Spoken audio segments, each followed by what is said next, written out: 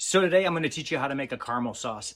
We're not going to use a scale. We're not going to measure anything. We're not going to use a thermometer. And we're also not going to cheat. We're going to do this legit and it's going to taste amazing. And it starts with this word right here.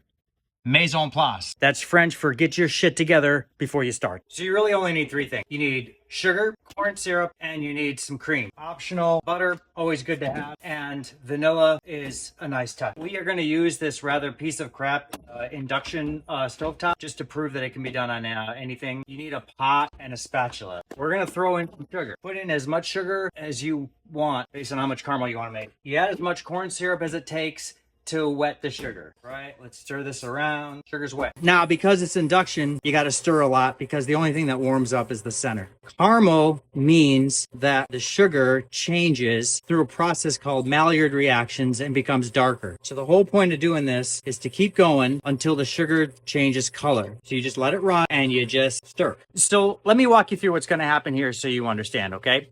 The sugar is getting darker and darker, and I'm stirring like crazy until I reach a certain point that the sugar is amber, and I like the way that it looks. At that moment, I splash the cream into the sugar. The cream will boil up and frighten you. So one trick is to put in a little bit of cream and let it kind of dissolve and crackly do, and then put in a bunch more cream to kind of settle things down. I promise, I'm not going to let you fail. We're going to do this together. All right, you see how it's starting to get dark? I mean, it's just starting to caramelize, right?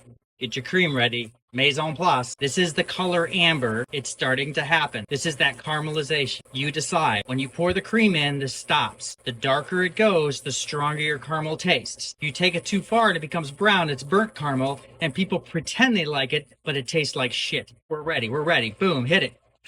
All right, here comes that steam. Right, that's gonna hurt. Now, more cream.